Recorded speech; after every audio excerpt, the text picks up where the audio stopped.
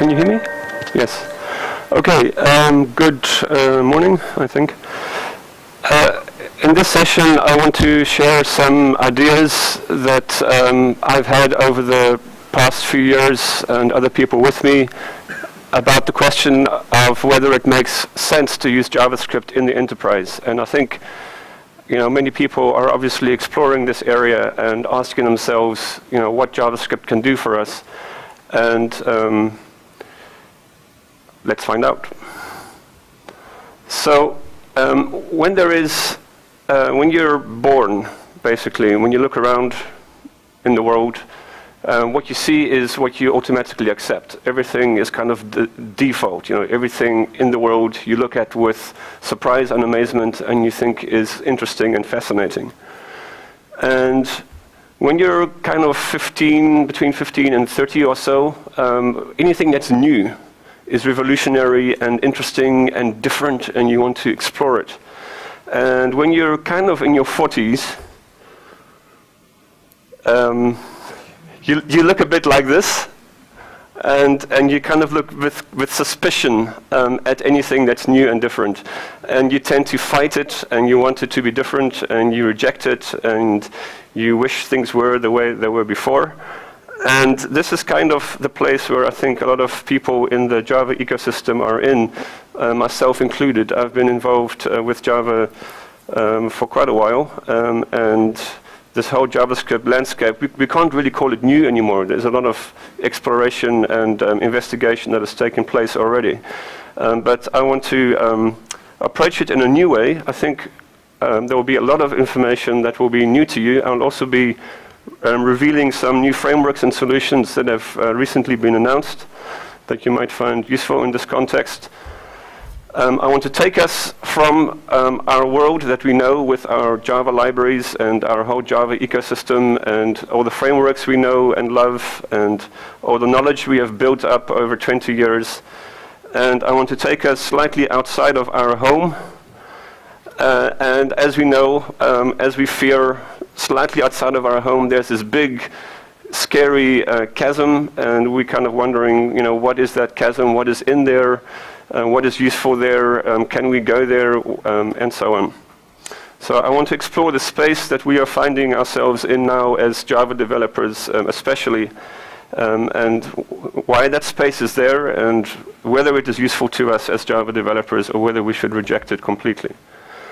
To start with, to very briefly sketch why we are where we are, and this is all very well known, but just to give us a starting point, with the explosion of different kinds of devices over the past years, we now have this whole area of responsive design and different screen sizes to deal with and so on, which we didn't have before. Before there were phones and tablets and these interesting devices that are becoming incredibly popular. We didn't have all these discussions about screen sizes and responsive design and so on. And this is a key reason why we are where we now find ourselves. Secondly, related to that, and this is maybe even more interesting, but also very obvious, on all of those devices there is a browser. All the devices in our life have a browser. And as a Java developer, I had thought that on all the devices of our life we would have Java, we would have the JVM, and that's true. On all those devices we do have Java, but on the front end we definitely on all those devices have a browser. So this makes it very possible for everyone to get onto those devices, to create applications on those devices by means of JavaScript. This is the key reason why JavaScript is suddenly so massively popular over the past years, because there are multiple different kinds of devices, and because those devices all have a browser, they all have a shared platform. And this is why everyone is so interested in the JavaScript landscape. Thirdly, related to all of this as well, is the explosion of the single-page application. In the past, every other week when you would wake up in the morning, you would find there's a new Java server framework that someone has created that solves all the problems of all the other Java server frameworks. The next week, there would be another fantastic Java server framework. And that innovation is now happening in the JavaScript space. I'm sure we know, every other week there is a new JavaScript solution, new JavaScript framework that solves some particular problem. And in this particular space, what these frameworks and what all these solutions are about is making it possible to create single-page applications that run on browsers on all these different devices. So this is the kind of the game that everyone is playing at the moment. Everyone wants to be in this particular space. The single-page application has this big benefit, of course, that we don't have to do navigation between pages. And we don't want to do navigation between pages because we have problems of battery life on the mobile devices, definitely. But on all kinds of devices, you have network issues, you have battery life issues. So you want the application to be as simple as possible. Now, the point about those Java server frameworks, a big feature of all of them was navigation. So each of these different Java server frameworks, initially Struts and JSF and Wicked and all of these frameworks, had as an important part page navigation. And the best solution for page navigation is no page navigation, especially when you're struggling with battery life. So this explains also this explosion of the single-page application within this context. So these three factors together, I would argue, explains why we are where we are and underlies the massive popularity of JavaScript. Now, we could simply say, okay, what people are doing with JavaScript is creating really small applications or games or something, and therefore we don't need to take it seriously because we are grown-ups, we're creating real applications in Java, for real systems, and therefore we can forget about this whole JavaScript ecosystem. That is one approach to take, and if that's the approach to take, then that would be the end of the story. But what I would like to suggest is that there are certainly elements of pieces that could be useful within the enterprise, JavaScript in the enterprise, and most people are already exploring this and are implementing this already, but I think there are some elements that might surprise you and that you might not be aware of yet. So I'm going to approach this topic through 10 tips, so 10 awesome tips that should be useful. Some of them you'll know, some of them will be new. And I'm going to base it around 4 different themes. So before even talking about JavaScript, I'm going to look very briefly at HTML and CSS. So I'm going to argue that HTML has components which you never knew existed before, enabling the basis of applications. So HTML is a lot more than it used to be, and HTML5 is a lot more than video and audio. That's what HTML5 is known for, but it's a lot more than that. And I want to show you that via some examples. Then I want to look at CSS, and again, CSS is not quite what you might think it is, and it's actually, JavaScript offers more interesting solutions than what CSS does for doing media queries. Then I'll very quickly go through a whole bunch of slides showing you logos from different organizations and companies and what they're doing with JavaScript. And finally, maybe even though we'll come to accept that JavaScript is popular and we need it for the browser, maybe we can still avoid writing JavaScript code. Just because the browser needs it does not necessarily mean that we need to use it as programmers. And I want to show some solutions in that area. So the first tip to look at, tip number 1, resist the hype. Really, resist the hype. Don't let people tell you we must do everything in the browser, we must do everything on the mobile phone. In the same way as you must resist the hype about microservices, please also resist this hype. Case in point, air traffic controllers. There isn't one air traffic controller in the world who is waiting for a mobile app for landing planes. Really. Even though their management will tell you they need mobile apps, they need browser apps, and even though your management will tell you we need to do something with mobile and browser for these use cases, there are many scenarios where the whole browser world, the whole JavaScript world is completely irrelevant. And you really need to look at what the user is actually doing. Don't just buy into this whole wonderful JavaScript story, but look at what users actually need. So, case in point, the air traffic controllers, they need, first of all, a large screen size all the time. And the other thing is, they often find themselves in the same room with each other. So I've been in organizations at air traffic control towers where there's a tower, and there are the air traffic controllers, and the IT department is below the air traffic control tower working on the software for those air traffic controllers. And they're just working on software for that particular group of users in the top of that tower. And those users are in the same room. They have no need for a browser-based application at all. They have no need for their application to be ported to some kind of JavaScript solution. They're perfectly fine where they are. And it normally is the management of a group of users and your management that agree with each other, hey, we need a JavaScript solution, while the users and you as the developer know that in this particular case that is not needed. So my first tip would be to resist the hype. And maybe as a compromise position, what you could do is you could say, let's leave the system as it is, because in this particular case, it makes no sense to do anything with JavaScript for the main part of the system, but maybe we can extend it. We can offer those users a mobile app to receive urgent notifications and messages about planes that are just about to crash, and they should receive an urgent message saying, hey, something's going to happen. And secondly, maybe a web app for the management of this system, so they can see high priority issues and reports and things like that. So if you're in a situation where you're kind of being forced to examine this JavaScript world, really consider whether it makes sense and try and supplement the existing system rather than replacing that particular system. It's probably for the good of everybody if you do that.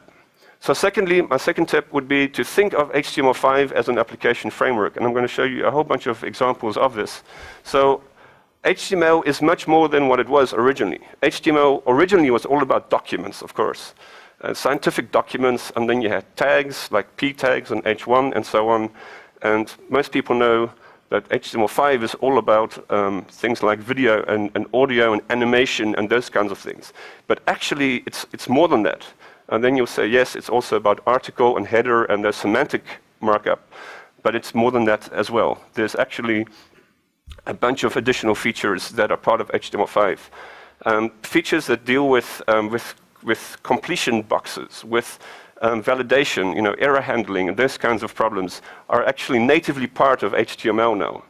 These are the principles on which HTML5 is based. So first of all, the decision was made, all the components that are part of HTML, of the HTML specification, should be implemented in HTML, CSS, and JavaScript, not via plugins. And that error handling should be simpler, and of course, device independence is an important part of this. So I want to show you this via a couple of examples that you might not be aware of. So let's create very quickly a simple app. Oh, I have lots of simple apps. And finish. OK, so here is a page. Let's float this guy. OK. Very simple page, and in here I'll put, as one example, a data list. Okay, so here's a whole bunch of new elements here. So let's first run the application so you can see it. So here you can see country, and I type something in here, and I get this drop down, and there's a filter built into it.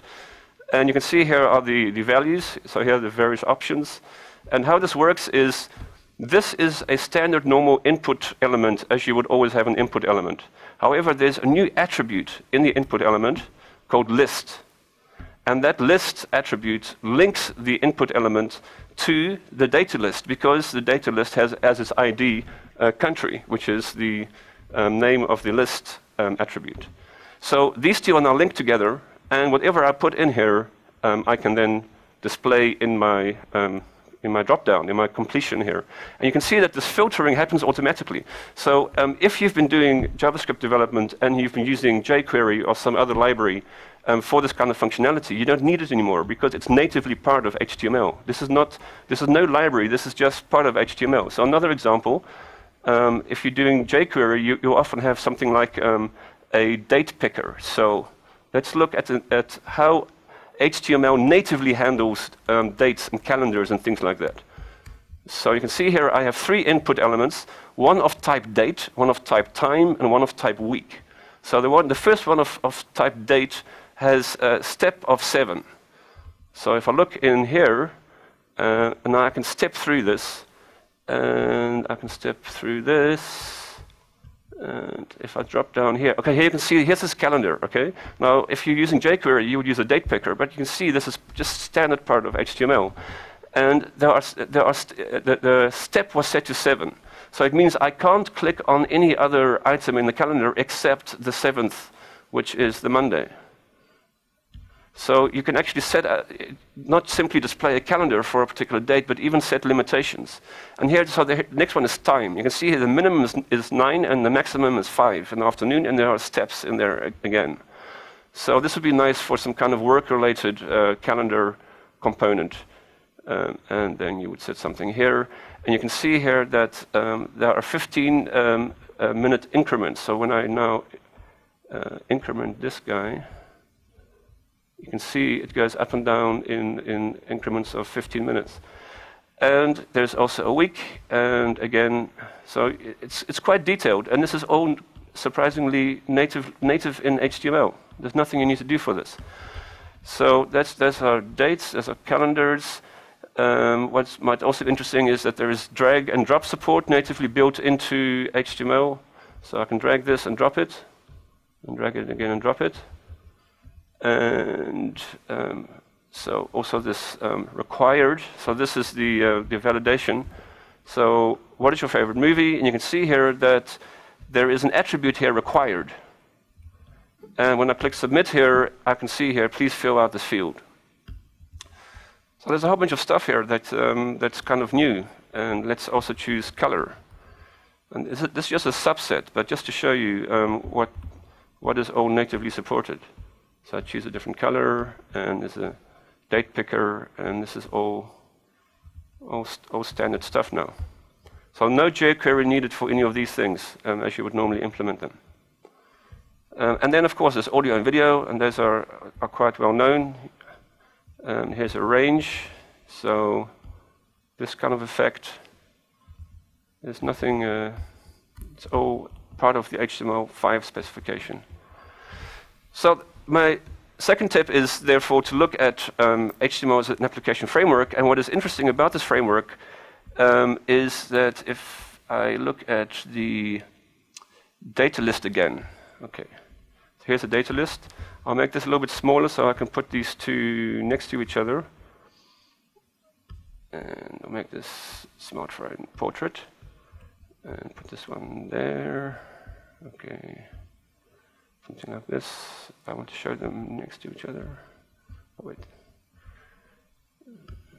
Smartphone portrait. Yes, okay. And if I connect these two together, and I open this little window here, I want to inspect the DOM element, and I can do that. So here's the live DOM. I click on an item here, and I can see it back in the development environment. But now, if I look at this DOM element, so it's simply an input in the way I've typed it in my HTML. But when you explore this, there is a concept that is new in HTML5 called shadow DOM. So you can see that my input contains a whole bunch of other content, other HTML elements. There's an inner editor, there's a picker. You can see here there's this thing on the right there, which is the picker. And so I've got that selected now, and there's an inner editor, and each of these you could style via CSS. So you can see that these elements are all built up, these more complex elements are built up out of other elements, which is the new way of expressing HTML elements in HTML5. So this is the concept of shadow DOM, and it has its own specification as well. So my second tip would be to look at HTML5 again, look at the specification, look at all the tutorials online about what HTML now provides. So now thirdly, to look at CSS.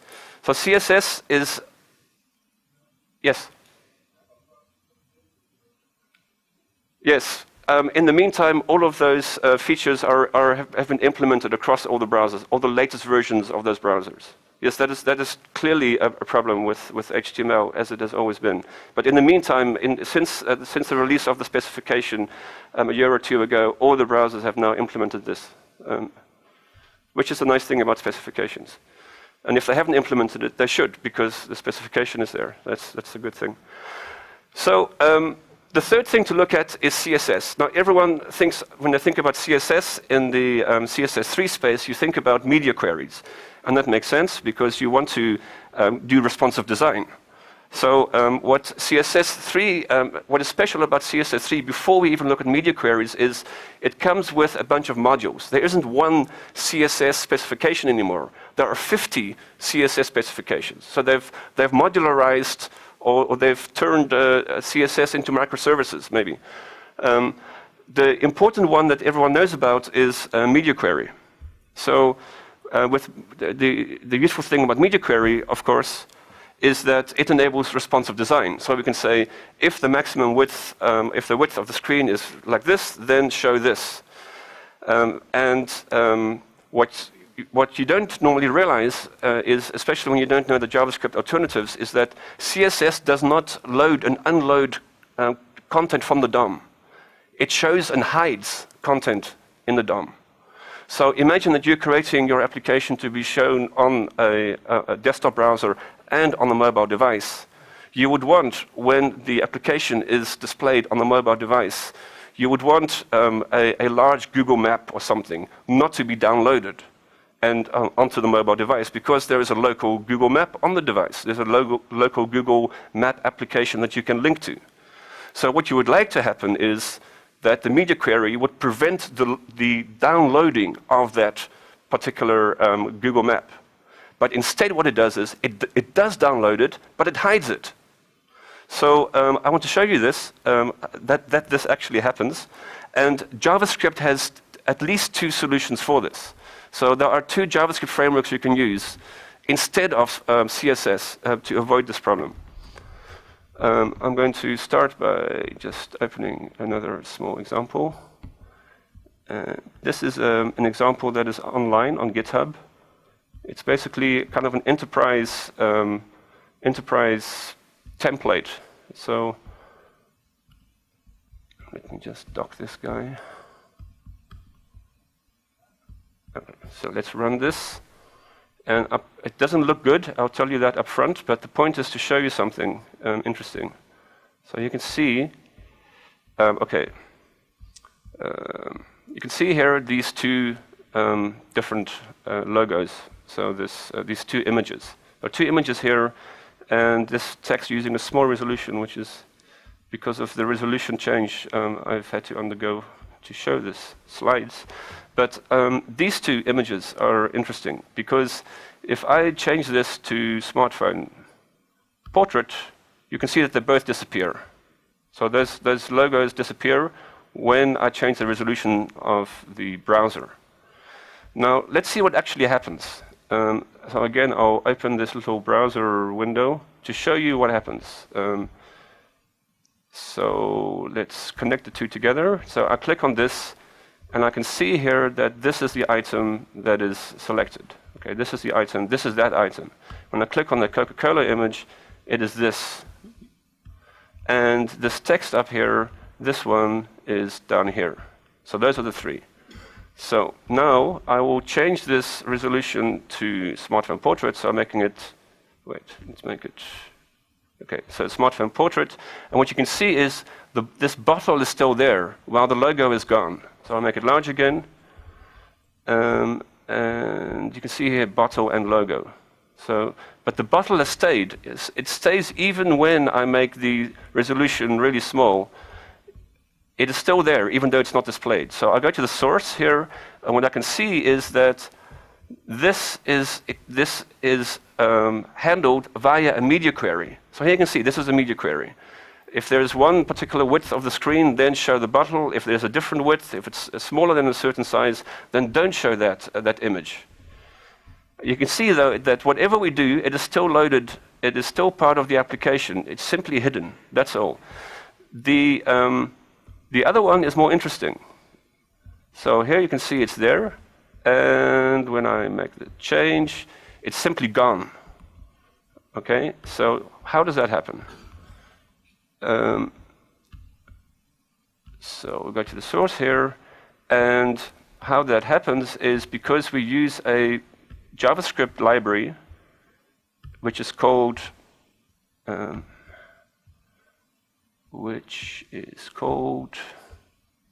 make this bigger to see it, response. So we set a property in JavaScript. Here I'm using the knockout library to do that, called we are small, and I'm setting it to true if a particular breakpoint is hit. And these breakpoints are only possible because I'm using a JavaScript library called response.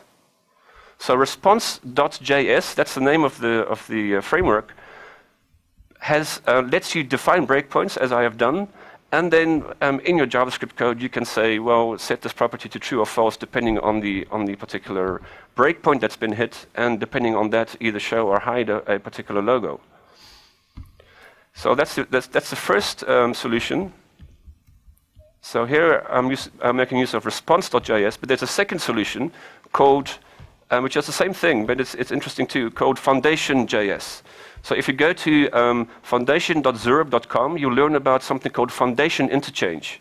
And this also provides breakpoints. So here are the breakpoints that foundation interchange provides: small, medium, and large. And you can define what that means. And then when that particular breakpoint is hit, you can either load or unload a particular page. So here, if the small breakpoint is hit, we will load a page fragment called small. And so in that case, if we were working with microservices and with REST endpoints, we could access different REST endpoints depending on which of the fragments we are loading.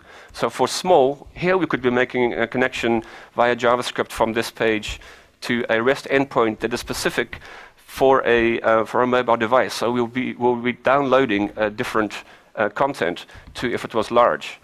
And so so that would be my third tip, to take a look not only at CSS when you're thinking about responsive design, but think also about responsive JavaScript. So that's a really interesting alternative approach to take.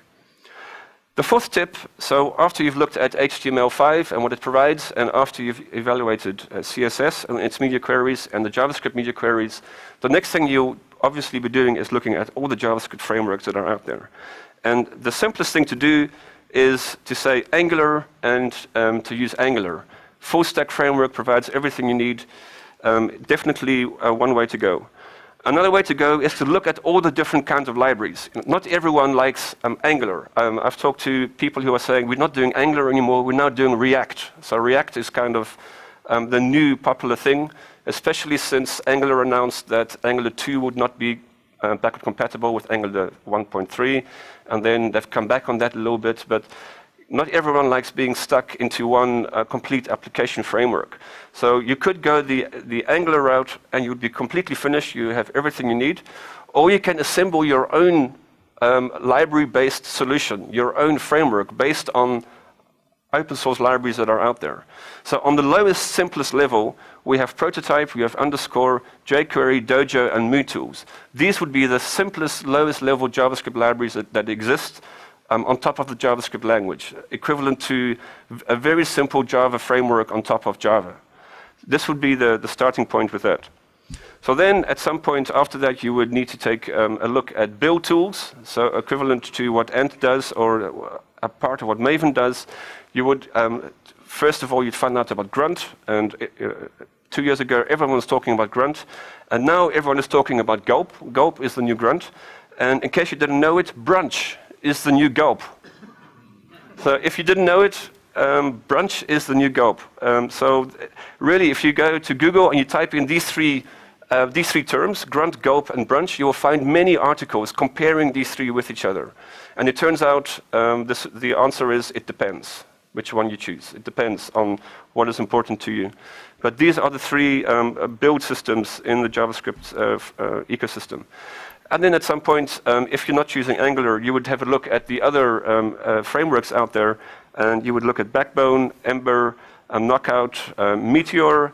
You would look at React as well, which I'll come to in a little bit. And you would need to evaluate them in different ways. And one way of doing that is you go to some online place where you can put in different terms, and they draw a graph for you.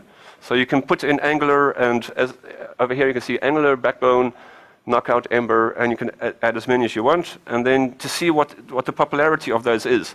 And the top graph is from 2013, and this one is from 2015. And the end of the blue line doesn't mean that the blue line is Angular. But the lower one with the big dip at the end, it doesn't mean it's the end of Angular. It just means it's the end of the statistics for this graph. So you can ignore the end of that particular graph. But what you notice is that in 2013, the other frameworks appear to have some life in them. And in the bottom one, it appears that they have flatlined completely, and no one in the world is using them. Now, that's a very simplistic analysis of this. But what these results show, what this kind of analysis shows, is the searches people have done online, on Google or whatever, for these particular terms. It says nothing about what people are actually using in real life. For all we know, people have searched a lot for Angular and have all rejected Angular. It says nothing about the actual adoption of a particular framework. So when you do these kinds of comparisons via these online places, be very careful how you interpret the results that you get. It definitely shows a lot of strength and popularity of Angular, that's for sure. So again, in the same way as with the air traffic control system, evaluate what you actually need. If you're strongly focused on MVC, then Backbone is the obvious framework to choose. Backbone has a very strong MVC focus. It provides hooks and handles for setting up an MVC type infrastructure. If you are using Knockout, what you get one specific thing. You get two-way data binding. You get the possibility of binding your JavaScript properties to HTML elements. And that's it. That's all it does. And Angular, you can't really compare Angular to these other ones because it provides everything out of the box, a complete stack solution from beginning to end. And then you will find out as soon as you start telling your colleagues that Angular is fantastic, one of your colleagues will tell you React is even better, because that's the new thing at the moment. React comes out of Facebook, and if you start looking at React, you will find there's a whole bunch of frameworks that are related to React. So with any of these frameworks, as soon as you start learning one piece of it, you will find there's another piece, and there's another piece, and there's another piece that you need to learn to become familiar with it. And then there are also component libraries, jQuery UI, and there's Kendo UI, Ignite, Prime Faces. What's interesting is that some of these originally were making components for JSF. So the, Kendo UI was initially a JSF component-oriented. Prime Faces was originally JSF component-oriented, and now they are doing more and more JavaScript. And then in the same way as there are unit testing and other testing frameworks for Java, they're also there for JavaScript. There's a lot that you can take a look at there as well. One of the main purposes why you would be looking at JavaScript in the first place is because you want to leave the door open to doing things on mobile devices. So you would look at jQuery mobile. Ionic framework is a very interesting one to look at. It provides a lot of functionality out of the box. And Cordova is really useful because it means you don't have to write native Android, native iOS code. You can write a JavaScript application and convert it to a hybrid, so a half JavaScript, half native application, and deploy it to your device. What is very useful about this is used a lot by companies who are not sure whether they want to create a native Android application or a native iOS application. So what they do is they use Cordova, or it used to be called PhoneGap, to generate a very simple, basic native application for them. They put that into the App Store of iOS and of Android, and they see which one is more popular. And when it turns out that the Android generated application is more popular, then they create a native Android application. So it's a way to test the market about the popularity of your app. And then you create a native app because the advantages of a truly native app are that they are more performant and you have more control because you are using the native language. But Cordova really lets you generate a nice starting point as a marketing device. Then there are a bunch of sort of miscellaneous important frameworks and libraries, one being Yeoman. So Yeoman is very interesting because you can then generate a basic application from the command line. You can say yo, yo, and then Angular or Knockout or something, and then a complete scaffolding is created for you. And Bower is useful because it does something like Maven. You can set your dependencies, and then you can use Bower to download those dependencies. And if you want to, you can also do JavaScript on the back end. You can completely abandon Java, and if you want, and you can use Node as a back-end JavaScript solution. Tip number 5 would be to really look at modularity. So there are definitely solutions for modularity, surprisingly enough, in JavaScript. It's not what you understand it to be in Java. It's slightly different, but there's RequireJS and there's Browserify. And to give you a very quick example of how this works, let me pull up some quick examples. So now what these do is, okay, so I have here 2 applications, a simple sales and a modular sales. And the simple sales, this is just JavaScript. It will just print out to the console. And so the simple sales, so here's the starting point, so here's the index. Now, if you have a large application, you're going to need to load many different JavaScript files in an HTML file. So here's the main file, here's main JavaScript, here's an authenticator, here's a buyer, here's a thing. And if I run the application, everything works as I would expect. So you can look at this in the output window. So he's entered the system. Okay, so you can see already that there's a problem here because the loading order of these JavaScript files is wrong. So you can see here in this error message here that we're referring to something in this file here, bything. We're referring to bything, but bything hasn't been defined yet. Oh, so where is bything? Is it, okay, it's in buyer. So now we need to move this to the right place. So this whole, okay, so that works, but a verified name is not defined. So where is that defined? Okay, in this authenticator. So you can see we have to mess around and kind of figure out by trial and error the order of the JavaScript files. So you can see here again, the send thing is not defined. Okay, so where is that one? Okay, that's in here. So let's move this one up there. And maybe here or there, we don't know. We're just kind of guessing. Okay, so this is a problem with standard JavaScript. And this is why a modular solution is very, very useful when you're doing enterprise JavaScript, when you want to create really large applications and you don't want to mess around with this. So what we do here is we say we are delegating. So instead of a long list of scripts references here, we are delegating to RequireJS, and we're saying here's the starting point. And within the starting point, you can say, okay, this requires, so you can see here this require block. It comes from JavaScript. And it enables us to say to require to load buyer, to find buyer and to load it. That's what this is for. And then the next one, so by thing. So here you can see that we have said that in order to define this particular module, these 2 JavaScript libraries need to be, of files need to be loaded into the application. So there are define blocks and require blocks. It means that you need to slightly restructure your JavaScript code in order to use require. And a module in these terms is a JavaScript file.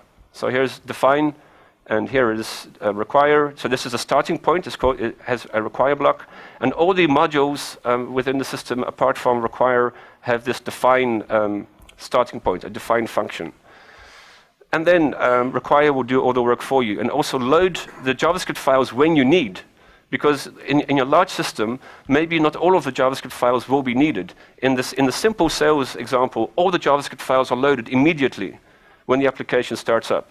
But in the modular version, a JavaScript file is only loaded when it is actually needed, on demand by RequireJS. So this can be a very useful solution. So definitely look at modularity solutions that are out there. Require is definitely the most popular one.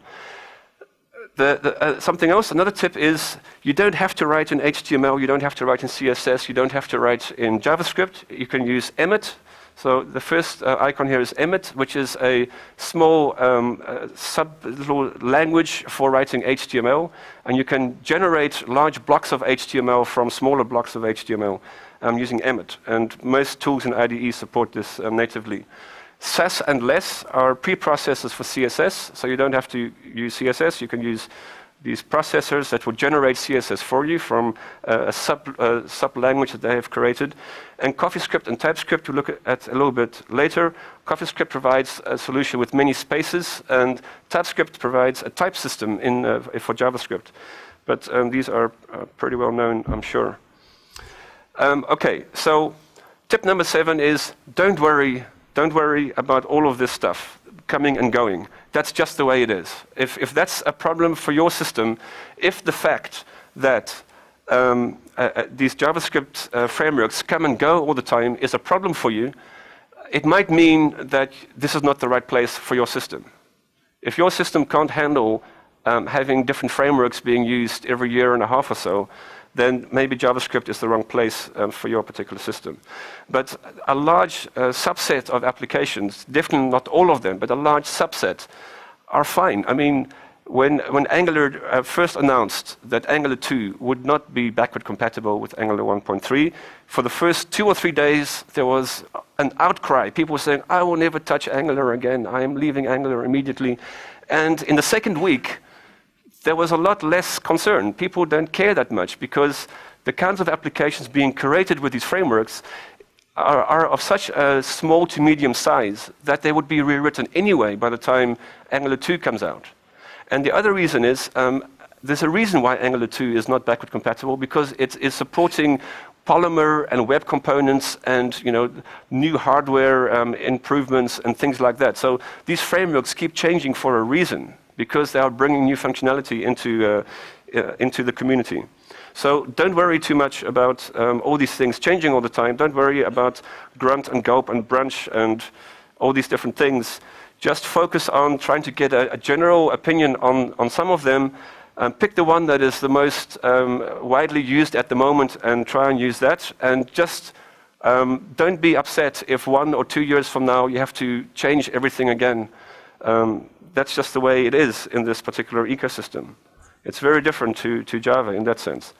And so I would like to also give you tip number 8, from Wara to Wanta. Everyone knows Wara. Do you know what Wanta stands for?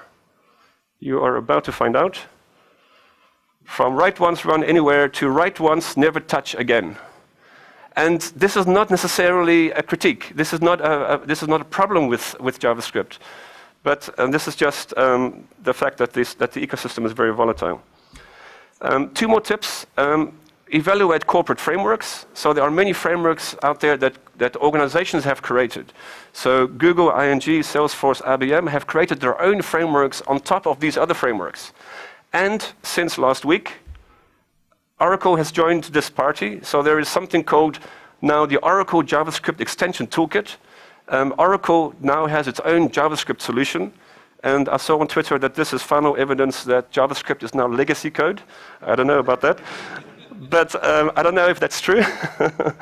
But there is really, this is a good solution, and okay, I work for Oracle, but this is a good solution because it builds on top of these other solutions. So it uses Require, it uses Knockout. It's not an application framework in the way that Angular is an application framework. It's a modular, enterprise-ready system. So to give you a small example in the 0 time that there is left, let me show you.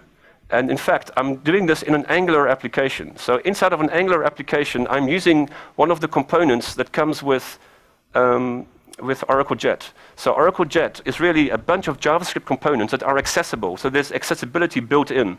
So right now, I'm using my keyboard. I'm moving up and down on this graph with my keyboard. Each of the JavaScript components that are part of Oracle Jet have accessibility built in. So you can use your keyboard, you can use voice and things like that. There are many charts and graphs and maps and those kinds of things. And if you know about ADF faces and ADF in general, these are all being or have been moved into JavaScript and are part of this new toolkit. So it is based on Knockout, Require, jQuery, jQuery UI. It has many components. Right now, it's just last week, it's been released to anyone who is an Oracle Cloud customer. So if you are using Oracle Cloud services in any way, you will get this for free in production. Next year, this will be open sourced, and it will be on GitHub. So we want to build a big community around this. So this is going to be a generic solution that will be available for everybody. And the website to go to is oraclejet.org, and there's a Twitter handle, and there's a lot of stuff being done around this. It's really focused on enterprise solutions, and it's actually been used inside Oracle for 3 years already. 3 years ago, organizations inside of Oracle started creating their applications not in ADF anymore, but in a new framework that was being created at that time. And so the Oracle Mobile Cloud Service, the IoT Cloud Service, all these different cloud services are actually applications, and they are created in JavaScript making use of this framework. So we have an internal mailing list for the last 3 years with a lot of people asking questions and discussing things. And now there is this website you can go to, and you can, even though you can't use it yet in production, if you're not an Oracle Cloud customer, you can download the zip file with the entire library, all the JavaScript stuff. You can experiment with it, play with it, use it, learn about it, and then next year you can use it in production once it's open sourced. So the final tip, you don't have to use JavaScript at all. You can avoid JavaScript. And the way to do that is by looking at JavaScript as assembly language. So in the same way as you don't type assembly language, normally you don't need to type JavaScript either. And you might think, well, how is JavaScript like assembly language? This is assembly language. Well, this is JavaScript. This is JavaScript, right? I mean, it looks a lot like assembly language to me. It looks worse than assembly language to me. So you can avoid having to type that stuff if you use one or more different transpilers. And it's not a critique of JavaScript, this assembly language comment. Even the inventor of JavaScript has said from the beginning that JavaScript is assembly language. It's not a negative thing. It simply means that it's a one-on-one combination between the language and the machine, which is in this case the browser. So there are transpilers you can use. And there's, on GitHub, there's a long list of transpilers for all different kinds of languages, including Java. And generically for Java, these are not exactly transpilers, all of them, but you could use CoffeeScript and TypeScript, which are basically JavaScript. Dart, I'm not sure what its state of life is right now, but Vaadin is pretty well known based on Git, so it provides various components, UI components on top of Google Web Toolkit. And there's something called DukeScript, which is also quite new, DukeScript.com, okay? And I want to very briefly show you the differences between these two. Here we have Git in the top, and here we have DukeScript. Both of them, you can use Java for coding a business logic. In the case of, in the top one, Google Web Toolkit and Vaadin, what you do is you also code your view in Java. So anyone that's used Google Web Toolkit and Vaadin will know this. There's, especially in Vaadin, there's like a Swing-like component hierarchy. So people who are familiar with Swing often use Vaadin because it's very similar to Swing, your programming model. In DukeScript, your view is done in HTML. So you do the whole view in HTML, or you give your designer all your HTML stuff. They do all the HTML, they give it back to you, and you can hook it into your Java code via knockout bindings. So what knockout provides, you can also use in Java. Each of the devices, all the devices in the world, have a JVM on them and an HTML browser. So if you look at Android, iOS, the web, the desktop, each of them have a VM. So on the desktop, we have the hotspot. On Android, we have Delvik. On iOS, we have RoboVM. And for the web, the DukeScript project has created a transpiler from Java to JavaScript. So what DukeScript does, it combines all of these different solutions into one. And what you would do is you can use a Maven archetype. So I have here, I've already set this up, so you can use any IDE or tool you want.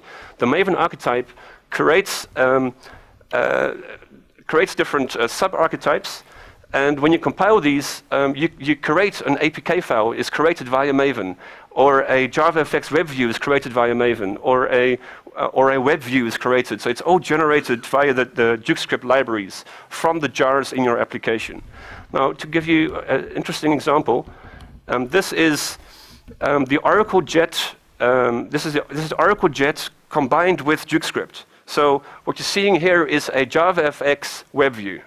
So this is not a browser. This is not a desktop browser. This is a JavaFX web view. And inside of this, you see what the Oracle Jet template looks like. So when you create an Oracle Jet application, you will have this. But now it's displayed inside of a JavaFX web view, thanks to DukeScript. And in here, I have a component from Oracle Jet. So this is one of those Jet components, one of the visualizations. And it works, and it's connected to that to the text field below that.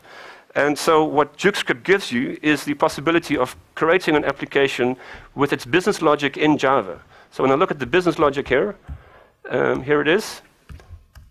Yeah. Okay, well, let's find a better example. So a simple example is here. So here's a first name and here's a last name. And you can see here there's a property here and a property there and a computed property. And this generates a Java class in the background for you. And these annotations connect this to the view. And the view is expressed in HTML. And then DukeScript handles the processing of all these different endpoints. So to create these kinds of applications, you don't need to touch JavaScript at all.